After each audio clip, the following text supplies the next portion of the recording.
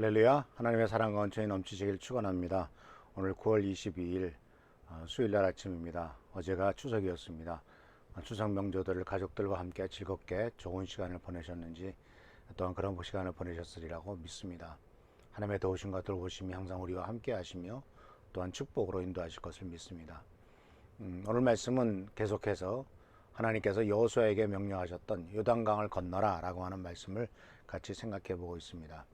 하나님께서 이스라엘 민족에게 또한 우리들에게 하나님께서 약속하신 축복된 은혜를 누리기 위해선 내 앞에 막고 있는 요단강이라고 하는 이 장애물을 극복해서 건너라 이렇게 하나님께서는 여호수아에게 또한 이스라엘 민족에게 말씀하고 있는 것을 보게 됩니다.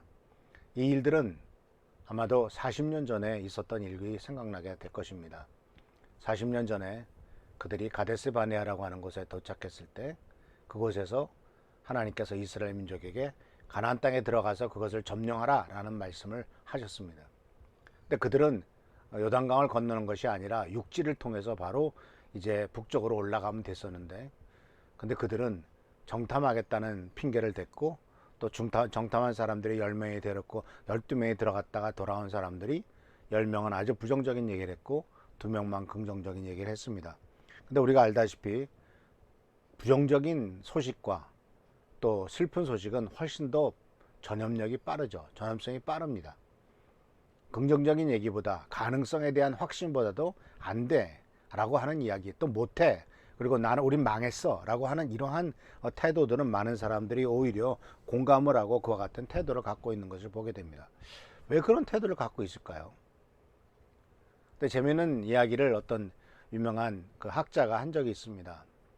사람들이요, 자기가 아프면 병원에 잘 안 간답니다. 그런데 자기가 키우고 있는 강아지가 아프면 난리가 안 난답니다. 병원에 가는 것뿐만 아니라 돈도 수도 없이 쏟아부으면서 그 강아지를 살린다고 하는 거죠. 강아지나 또는 고양이나 집에서 키우는 이 반려동물은 정말 병원에 키우는 분들 아시겠지만 한번 가서 한번 무슨 처치만 해도 몇만 원 나오지 않습니까?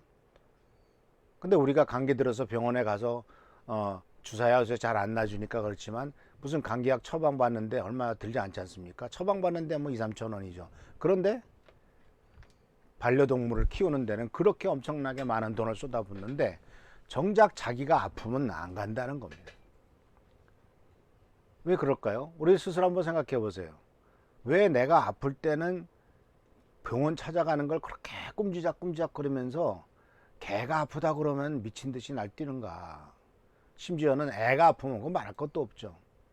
그래서 그 심리학자가 깊이 연구를 해본 결과가 뭔지 아십니까? 사람들 마음속에는 나는 그런 벌을 받아도 싸라고 하는 심리적인 자기 부정의 생각이 있다는 겁니다.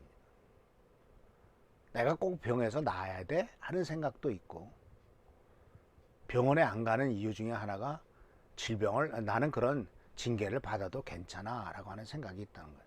이거 부정적인 생각이죠.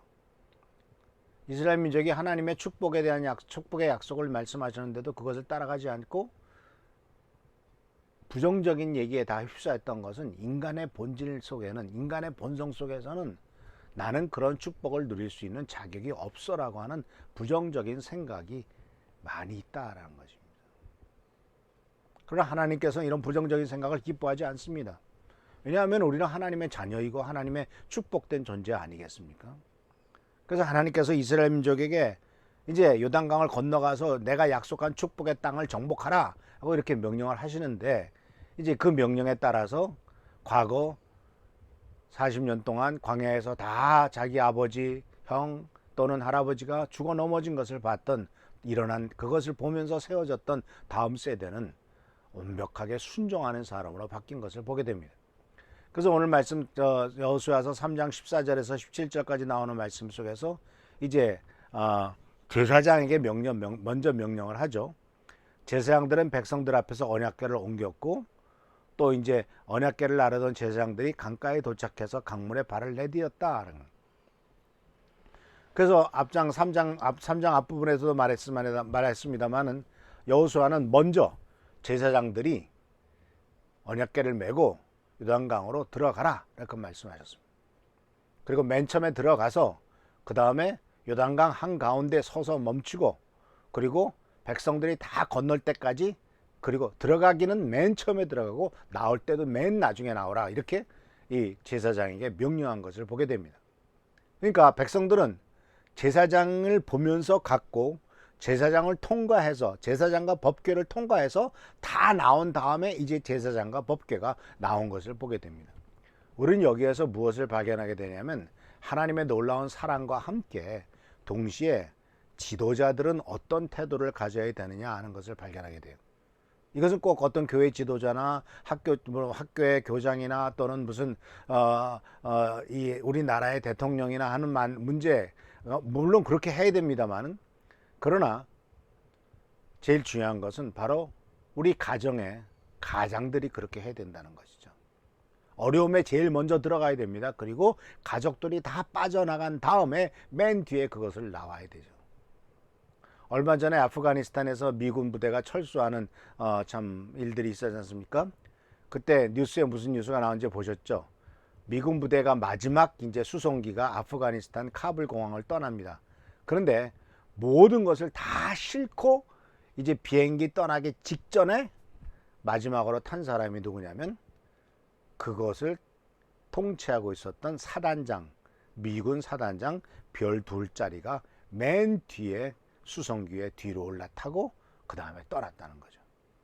그러니까 지도자는 맨 앞에 나갈 때는, 위험을 극복할 때는 맨 앞에 서지기도 하고, 또 위험이 끝났을 때도 맨 뒤에 철수할 때도 역시 맨 뒤에 서서 있는 모습을 보면, 이 여호수아의 제사장들이 했던 일이 바로 그 당시에 미군의 바로 이 사단장이 했던 일과 똑같은 일이었던 것을 발견할 수가 있어요. 그래서 든든하게 서 있다고 말했습니다. 17절에 모든 백성이 강을 건너는 동안 제사장들은 언약궤를 맨 채 강 가운데 서 있었습니다. 아주 든든하게 흔들리지 않고 그것에 딱 멈춰 서 있었다라는 것이죠. 순종의 모범을 보여준 것이고, 순종을 통해서 하나님의 역사를 이룬 사람입니다. 바로 이 가정의 제사장들이, 남편들, 그리고 또한 이 가장들은 순종의 모범을 보여야 되고, 그리고 또한 하나님의 말씀에 따라 움직였을 때 온 가족이 얼마나 안전하게 되고 축복을 받는가 하는 것을 직접 체험을 하고, 또한 그것을 실행을 해야 될 책임이 우리들의 이 가장들에게 주어져 있다라는 거예요. 이 든든하게 서 있는 제사장들의 모습을 보면서 백성들이 굉장히 안심을 했겠죠. 다 빠져나갈 때까지 그 법궤는 그 한가운데 있었으니까. 그래서 성경 말씀에 보면은 3장 4장석에서 이 법궤를 맨 제사장이란 말이 17번 나옵니다. 그리고 이들은 모두가 다 말씀으로 인도받았던 사람들이고, 이들은 바로 무엇을 얘기하냐면 하나님이 동행하신다는 상징이고, 두 번째는 하나님의 인도하심을 보여주는 상징입니다. 그래서 우리 가정에서도 가장들이 하나님의 인도하심과 하나님의 동행하심을 보여주는 이 상징성을 보여주시기를 바랍니다. 그러니까 순종하는 제사장을 우리들은 바라보게 되고, 언약궤를 맨 제사장을 바라보게 됩니다. 그러나 우리가 무엇을 바라봐야 되면, 그 제사장 자신이 얼마나 연약한 존재이냐 할 것은 볼 것 없습니다. 하나님 앞에 얼마나 순종하느냐 하는 것이 중요한 것이지, 그 사람이 얼마나 큰 죄인이고 문제가 많았느냐, 그것은 사실은 두 번째 문제죠. 제일 중요한 것은 하나님의 말씀에 순종해서 목숨을 걸면서 언약궤를 맨 제사장을 요구하고 있는 것을 보게 됩니다. 물론 이 제사장 개인의 거룩함과 순결함은 하나님이 다 체크를 하셨을 것이고요. 그래서 사랑하는 성도 여러분, 이 영적 전쟁에서 승리의 비결은 그 맨 앞에 가는 지도자와의 관계, 교회에서는 담임 목사의 관계, 어떤 이런 것들은 바로 영적 성숙의 표시라고 볼 수가 있습니다. 그래서 사랑하는 성도 여러분, 요단강 한 가운데 서 있는 제사장을 바라보면서 든든함을 여기시기를 바랍니다. 물론 저도 그렇게 할 것이고, 또 하나님께서는 저에게 그런 요구를 하고 계실 것입니다. 그래서 사랑하는 성도 여러분, 우리들은 바로 이러한 제사장에 순종했던 제사장의 뒤를 따르죠. 그래서 어제도 말씀드렸습니다만은, 그 바로 지도자의 뒤를 따르라, 지도자의 명령에 순종하라, 이렇게 말씀하고 계신 것을 보게 됩니다. 그러면서 문제는 바로 뭐냐면은, 우리가 보고도 믿지 않는다라는 거죠. 다른 사람이 축복의 간증을 하는데 그 축복의 간증을 듣는데도 따라하지 않는다라는 거예요. 아주 오래된 얘기지만은, 그 춘천에 참외 장사 할머니가 있었습니다.